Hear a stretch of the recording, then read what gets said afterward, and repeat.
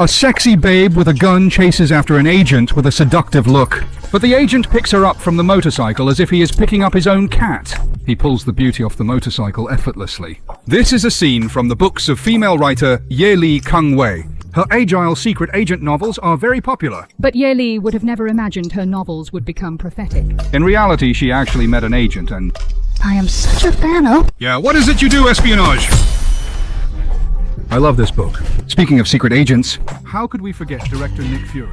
Who are these people in real life? Despised when you wrote New Bark? Actually happened, I need her to write the next chapter. So for those who want to see the Mysterious Agent of Argyle recently, this young man sincerely suggests you to make some preparations, including but not limited to carrying an ice bag to cool your head, or wearing a helmet. After all, Matthew Vaughn's new work might just explode the unprepared audience's minds. It's fun to watch others' apexes take off, but it's not so much fun when your own CPU explodes with fireworks. Of course, if you enjoy being bombarded by endless twists and unique violent aesthetics, then pretend I didn't say anything. As a subcategory of contemporary commercial films, spy movies were set from the day they were born. The protagonist must be handsome, the action scenes must dazzle. There must be lots of plots and schemes, and no matter how intense the scenes, it can't depart from a heavy story background and theme. Even the Kingsman series, directed by Matthew Vaughn, could not escape this. No matter how exaggerated and dazzling the film style, it still needs a base of seriousness and satire. So, the Vaughn brothers put in some thought. Who decreed that spy movies must be serious and troubled? After so many years of making films, can't they go crazy just once? Thus the fresh Argylle secret agent was born. The plot twists are maxed out. The violent aesthetics are maxed out. Creativity and entertainment are all maxed out. All the conventional rules have been broken. Even if Newton were to flip in his grave, he would have to be pressed back down. In summary, since we're pursuing madness, then let it run its full course! Jilu also thought of this. To save the tense nerves of contemporary residents with a bizarre and wonderful adventure, like a potent remedy for a serious condition, it's a bit strong, but intoxicating, as in the film at night. Conway wanted to take his beloved cat out to look for novel writing inspiration, but unexpectedly got involved in an accident.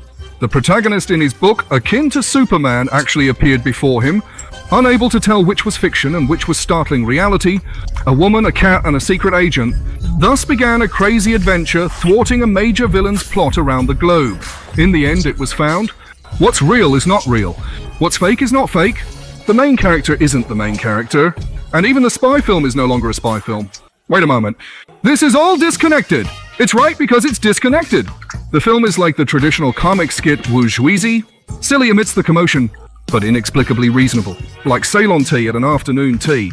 Without sugar cubes, so half a can of Coke was poured into it, and it was surprisingly good. It's puzzling.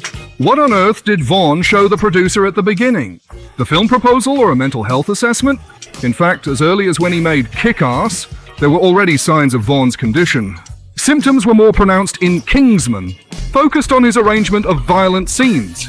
Relatively restrained, but by the time of The Golden Circle, Vaughn decided to let loose, shifting from proper British style to wild American recklessness, revealing the wildness inside him could hardly be constrained.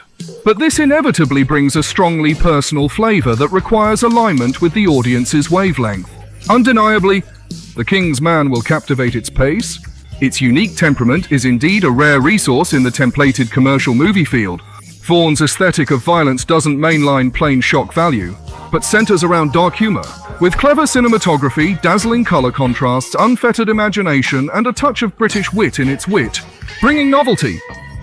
At the same time, it has a sense of fun without being frivolous, which is fully embodied in the latter battle sequence of the Argylle secret agent. As for the story, Matthew Vaughn is not confined to the stereotypical elements of spy movies, but rather through a series of relentless twists and stylized performances. He tries to break new ground for himself in this genre, and the Easter egg at the end of the film even highlights this ambition.